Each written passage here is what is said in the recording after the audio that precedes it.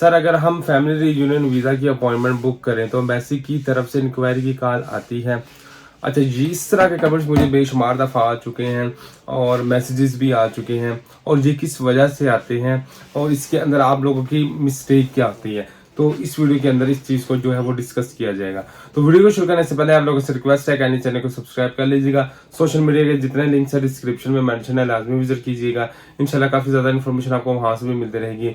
Meanwhile documents की checking, form officer attestation, postal translation, form filling, file preparation, ticket reservation, hotel booking, travel health insurance से related अगर आपको assistance चाहिए हो तो आप हमसे जो है वो कॉन्टैक्ट कर सकते हैं।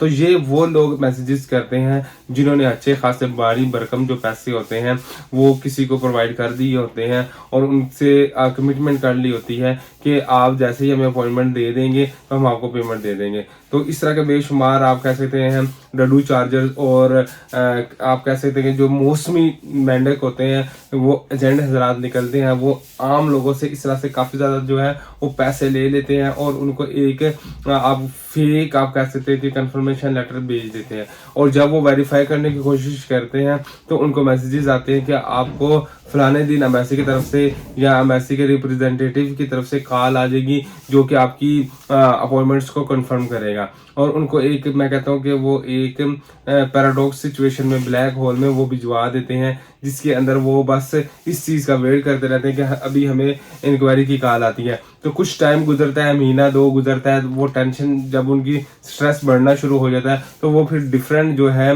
कंसल्टेंट से कॉन्टैक्ट करते हैं, उनसे वेरिफिकेशन करने की कोशिश करते हैं, और जब वो मुख्तलिफ कंसल्टेंट से या ऑनलाइन वेरिफिकेशन करते हैं तो उस टाइम उनके ऊपर एक एटम बम गिरता है कि ये जो भी है हमारे साथ हाथ हो गया है। एक तो हमारा टाइम वेस्ट हुआ है और टाइम वेस्ट होने के साथ साथ हमारा जो है पैसा भी बर्बाद हुआ है और ना उस बंदे का पता चल सकता है। तो मैं आपको ये चीज़ कंफर्म कर दूं कि मार्च के महीने के बाद जो अपॉइंटमेंट्स का सिलसिला है वो बेहतर से बेहतरी की तरफ इस वजह से गया है कि पहले किसी न किसी तरीके से अंडर द टेबल जो है वो अपॉइंटमेंट्स आपको मिल जाती थी और जाकर आप जैरी में या बीएलएस में सबमिशंस करवाते थे, लेकिन बीएलएस वालों ने अब सिस्टम इस तरह का आप सख्त कर दिया है कि विदाउट ऑनलाइन जो अपॉइंटमेंट होती है जो बीएलएस के थ्रू ही आती है उसके मुताबिक आपको सबमिशन करवानी पड़ती है। आप रोले रपड़ों में या सोर्सेज के थ्रू अगर आप सबमिशन करवाने जाने की कोशिश करते हैं तो वहाँ पर आपको सारी प्रॉब्लम्स होंगी। इवन के एक और हमारे क्लाइंट थे, उनके साथ भी सेम इस तरह की सिचुएशन हुई थी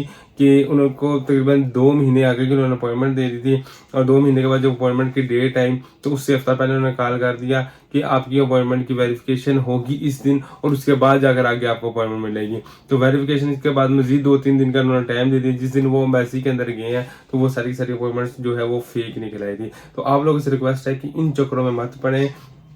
जब भी आप काम करें तो अच्छे तरीके से जो लीगल तरीका है उसी को फॉलो करें। अगर इन जो आपको कहते हैं ना कहानियां करवाते रहते हैं, अगर आप उनके पीछे पड़ रहेंगे तो आपका टाइम भी बर्बाद, पैसा भी बर्बाद होने वाला हो सकता है कि आपका वीज़ा भी एक्सपायर हो जाए। तो होपफुली ये वीडियो आपके लिए वैल्यूएबल होगी। नेक्स्ट वीडियो तक अपना ख्याल रखिएगा। अल्लाह हाफिज़।